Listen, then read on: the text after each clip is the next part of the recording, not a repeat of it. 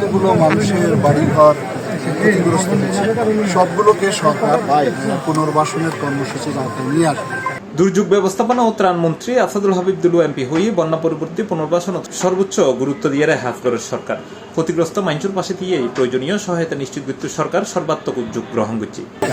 আমরা দ্রুততম সময় বরাদ্দ দিয়েছিলাম জেলা প্রশাসকের বরাবরে উদ্ধার কাজ অভিযান পরিচালনা করার জন্য এবং দুস্থ মানুষকে সহযোগিতা করার জন্য।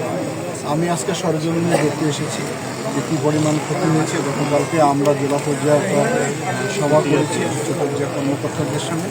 তাদেরকে আমরা বলেছি যে অতি সত্তর একটা অ্যাসেসমেন্ট কৃষিতে কী ক্ষতি হয়েছে, আমাদের মৎস্য ঘের কতটা ক্ষতিগ্রস্ত হয়েছে।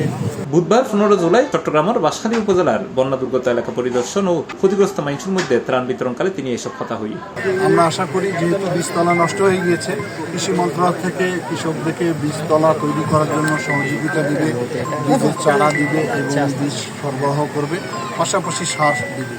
এবং স্বাস্থ্য মন্ত্রণালয় থেকে যেহেতু পানি সরে যাওয়ার সঙ্গে সঙ্গেই এই যে পানিবাহিত রোগে আক্রান্ত হবে অনেক মানুষ, সেই জন্য স্বাস্থ্য মন্ত্রণালয়কে এটা দায়িত্ব দেওয়া হয়েছে। এর আগে উপজেলার খানকানাবাদ ইউনিয়নের 5 নম্বর ওয়ার্ডের ডাকদি জলকদর খাল খনন প্রকল্প পরিদর্শন করে মন্ত্রী। পরে ইউনিয়ন পরিষদ হল নমুদ বন্যায় ক্ষতিগ্রস্ত পরিবারের মধ্যে ত্রাণ সামগ্রী বিতরণ করেন। এই খাল কাটার মাধ্যমে খাদ্য উদ্বৃত্ত হয়েছিল, সেই খাদ্য বিদেশে রপ্তানি করা হয়েছিল, কিন্তু দীর্ঘ 17টি বছর অযত্নে অবহেলায় ফ্যাসিস্ট সরকারের কারণে এই খালগুলো জলাবদ্ধতার কারণে বিভিন্ন অযত্নের কারণে পানি প্রবাহটা বন্ধ হয়ে গিয়েছে। আজকে আমি সরজমিনে দেখলাম যে এই খাল কাটার ফলে অনেকখানি পানি নিষ্কাশন হয়েছে।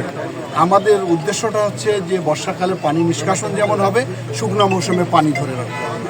খালের পানে আমরা গাছ লাগাবো, খালের বাকি অংশটা যাতে সামনে শুকনো মৌসুমে সম্পন্ন করা যায় সেজন্য আমি আমার মন্ত্রণালয় থেকে বরাদ্দ দিই।